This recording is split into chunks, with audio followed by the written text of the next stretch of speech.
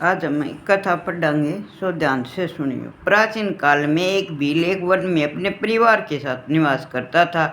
उसका नाम गुरुद्रोह था। उसका पेशा चोरी करना, वनों में पशुओं का वध करना और एक बार शिवरात्रि का पर्व था। उस दिन उसके घर में कुछ भोजन सामग्री नहीं थी, कुछ भी खाने को नहीं था। उसका परिवार सब भूखे थे। सब सदस्यों ने उसे कहा, कुछ भोजन सामग्री लेके आओ, हम सब भूखे हैं। वह धनुष बाण लेकर शिकार को चल दिया। भाग्य से उस दिन शाम तक वह वन में घूमता रहा, लेकिन उसे कोई जानवर दिखाई नहीं दिया। रात को हो जाने के बाद वह व्याकुल हो गया। वह सोचने लगा कि खाली हाथ कैसे घर लौटूं, परिवार वालों को क्या जवाब दूंगा, परिवार के सदस्य तो खाने के लिए क्या दूंगा। वे बहुत सोच विचार कर वह एक तालाब के किनारे एक बेल के वृक्ष पर रात बिताने के लिए बैठ गया। उसने एक पात्र में जल भी रख लिया और उसने सोचा कि रात में जब कोई पशु जल पीने को आएगा तभी मैं उसका शिकार कर लूँगा। रात्रि के प्रथम पहर में एक हिरनी जल पीने के लिए तालाब पर आई। भील ने उसका शिकार करने के लिए धनुष बाण पर चढ़ाया। धनुष पर बाण चढ़ाते समय जल तथा कुछ बेलपत्थर जड़कर नीचे गिर गए और नीचे शिवलिंग था। शिवलिंग पर चढ़ गए। भील के भाग्य से उस बेल के वृक्ष के नीचे शिव जी का जो ज्योतिर्लिंग स्थापित था। इससे अनजाने में ही जल और बेलपत्थर ज्योतिर्लिंग पर गिर गए। इस प्रकार भील के द्वारा शिव जी की रात्रि की प्रथम पहर की पूजा अनजाने में ही हो गई।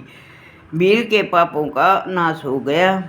भीम के धनुष की टंकार सुनकर हिरनी ने कहा, तुम ये क्या करना चाहते हो? भील ने कहा, मेरा परिवार भूखा मर रहा है, मैं उन्हें भोजन देने के लिए तुम्हारा शिकार करना चाहता हूँ। यह सुनकर हिरनी बोली, तुम बहुत अन्यायी हो, तुम्हें जरा भी दया नहीं आती। यदि मेरे साथ से तेरे परिवार की भूख मिट रही है तो मेरा यह शरीर धन्य है। दूसरों के कष्ट निवारण से ही जीव प्रशंसा के योग्य हो जाता है।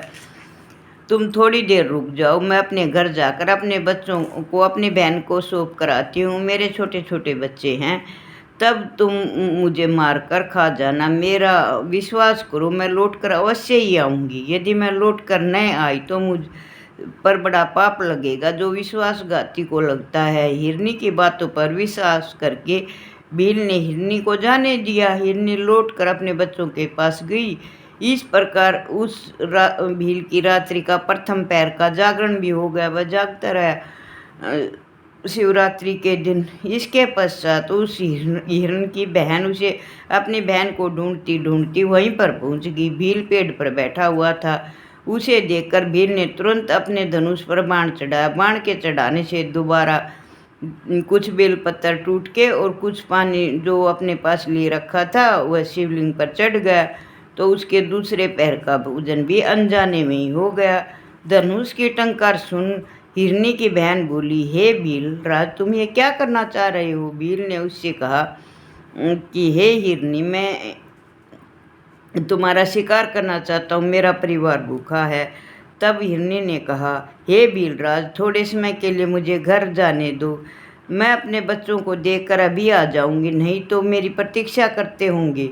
भील ने उसे भी जाने दिया, जाने की स्वीकृति दे दी। इस प्रकार जागते जागते भील का रात्रि का दूसरा पैर का जागरण भी हो गया। रात्रि के तीसरे पहर में एक मोटा ताजा हिरण जल पीने उसी तालाब पर आया। वही पेड़ पर भील बैठा था। भील ने उस हिरनी को शिकार करने के लिए अपने धनुष पर बाण चढ़ाने लगा ही था। इस बार भी शिवलिंग पर जल और बेलपत्थर टूटकर गिर गए।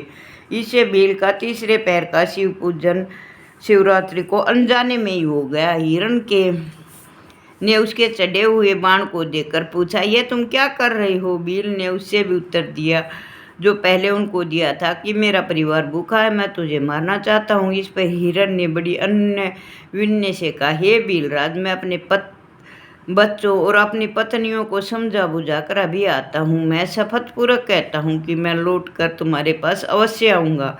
भील ने उसे भी जाने दिया। इस प्रकार जागरण करते करते भील की रात्रि का तीसरा पैर भी व्यतीत हो गया। जब दोनों हिरण घर पहुँचे तो सब ने आपस में अपना अपना समाचार सुनाया। तीनों ही भील के पास शपथ खाकर आए थे। अतः तीनों ही अपने बच्चों को समझा बुझाकर भील के पास चल दिए, परंतु उनके साथ उनके बच्चे भी हो लिए। इस तरह हिरण का पूरा परिवार भील के पास गया और भील ने उन सबको आया देखकर अपने धनुष पर झट से बाण चढ़ाया। इससे कुछ जल और बेलपत्र झड़कर पुनः शिवलिंग पर गिर गई। इससे भील के मन में ज्ञान पैदा हो गया। यह रात्रि के चौथे पैर का पूजन था। मृग परिवार ने भील से कहा, हम अपनी प्रतिज्ञा के अनुसार आपके पास आए हैं। आप हमारा वध कर सकते हैं जिससे हमारा शरीर सफल हो जाए। इस पर शिव जी की प्रेरणा से भील सोचने लगा कि मुझे तो अच्छे अज्ञानी पशु हैं जो कर परायण होकर अपना शरीर मुझे भेंट कर रही हैं। एक मैं हूँ, मानव जीव पाकर भी हत्यारा बना हुआ हूँ। इस प्रकार सोचकर वह भील बोला, हे मृगियों, आप लोग धन्य है, मैं आपका वध नहीं कर सकता, तुम निर्भय होकर घर लौट जाओ। तभी वहाँ भगवान शंकर प्रकट हो गए। भील शिव जी के चरणों में गिरकर उनकी भक्ति का आशीर्वाद मांगने लगा। शिव जी ने उसे कहा, तुम श्रृंगवेश्वरपुर की श्रेष्ठ राजधानी में भेजकर भगवान श्री राम के साथ तुम्हारी मित्रता होने का आशीर्वाद देता हूँ। बाद में वही निषाद श्री रामचंद्र जी की कृपा से मोक्ष को प्राप्त हुआ था। जब रामचंद्र जी वनवास हो गए थे तब उन्होंने रास्ते में उसकी बहुत सेवा की थी और उसकी कुटी भी बनवाई थी। और तब शिव राम जी का और निषाद का दोस्ती हो गई थी और उन दोनों में अटल प्रेम हो गया था। राम ने निषाद को अपने छाती से लगाया था और राम ने नहीं, उसके चारों भाइयों ने निषाद को अपनी छाती से लगाया था और हृदय से लगाया था। तो बोलो श्री राम की जय। इस प्रकार शिवरात्रि की महिमा का फल है। यह वर्तमान फलदायक है। ऋषि कहने लगे, हे सूजी, आप कृपा करके हमें मुक्ति का स्वरूप समझाइए। सूजी बोले, हे ऋषियों, शिवरात्रि का व्रत करने से सभी तरह के पापों का निवारण हो जाता है। इससे उत्तम सुखदायक सालों के सायुज्य चारों प्रकार की मुक्ति मिल जाती हैं। धर्म, अर्थ, काम आदि तो ब्रह्मा विष्णु आदि देवता दे सकते हैं, परंतु मुक्ति प्रदान करने का काम तो भगवान शंकर ही का ही है। भगवान शंकर ही परमात्मा स्वरूप है, परम ब्रह्मा है, विज्ञानमय है, अवयी हैं, शवद्रष्टा हैं, ज्ञानलभ्य हैं, कैवल्य नाम की एक और भक्ति मुक्ति है जो बड़ी कठिनाई से प्राप्त होती है। भगवान शंकर के दो रूप हैं, एक सकल दूसरा निष्कल। इस पर ब्रह्मादि देव भी नहीं जानते। भगवान शंकर अविनाशी, उनका स्वरूप मन और वाणी से परे है। वस्तु है भगवान शिव की पूर्ण परमात्मा। मुक्ति के लिए ज्ञान मार्ग द्वारा ही शिव जी का वचन श्रेष्ठ कहा गया। इस प्रकार शिव जी भगत के अधीन हो जाते हैं। वह प्रेम के अंकुश मन लक्षण भक्ति कहा जाता है। यह भक्ति गुण सहित अनेकों प्रकार की होती है। इस प्रकार का वर्णन करना बहुत कठिन है। जो कोई इस कहानी को पढ़ता है, सुनता है, उसके सब कष्ट दूर हो जाते हैं, उसे भक्ति और मुक्ति प्रदान होती है। बोलो शिव शंकर की जय, बोलो श्री राम की जय, बोलो भगवते वासुदेवाय की जय। जय हो शिव शंभु की।